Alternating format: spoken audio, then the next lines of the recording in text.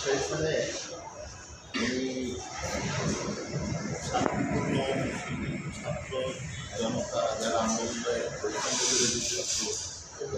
আন্দোলন তাদের গুলি করছে এবং খুব ঠান্ডা মাথায় গুলি করার পর তারা যদি আবার খুব মায়ের করে মাথায় হাত দিয়ে খুব একটা ভাব ভঙ্গি দিয়ে আবার গুলি করছে এবং 7 জন গ্রেপ্তার করেছেন এবং তার যে গেস্টার পোস্টার ছিল তাদের দেখা যাচ্ছে মসজিদ এবং পার্সোনালি এই ভিডিওটা ভাইরাল হয়েছে। এর প্রেক্ষিতে অন্য মামলায় সে ছিল, সেখানে গত 1 জানুয়ারি তাকে গ্রেপ্তার করার জন্য মাননীয় ট্রাইব্যুনালের তার প্রোডাকশন আজকে ডিটেনশনে বাতিল দিয়েছেন। স্যার ওই 5 তারিখে শুধুমাত্র শুরুই না আরও বেশ কয়েকদিন দেখা গেছে তারা আমাদের বক্তব্য হচ্ছে সেটা হচ্ছে যে আমরা বাকিদেরকে আইডেন্টিফাই করার চেষ্টা করছি এবং ভিডিওটা আমাদের কাছে সেগুলি আমরা আইডেন্টিফাই করার পরে আরও কাজটা চালাচ্ছেন, চেষ্টা করছেন গ্রেপ্তারের বিষয় আমাদেরকে দিলে আমরা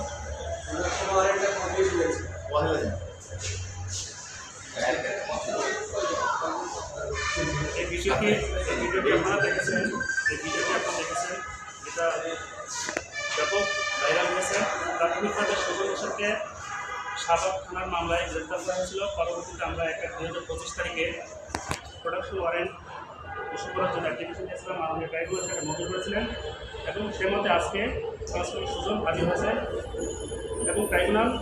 তাকে কারাগারে পাঠানোর নির্দেশ দিয়েছে। প্রাথমিকভাবে সুজন হোসেনকে সেদিন অত্যন্ত অ্যারোগ্যান্ট, অত্যন্ত উৎফুল্ল চিত্ত মনে হয়েছিল, তাকে গ্রেপ্তার করা হয়েছে এবং আমরা এটা তদন্ত করছি যে ওই ঘটনার সময় আরও কারা কারা জড়িত ছিল সেটা আমরা ফাইন্ড আউট করার চেষ্টা করছি।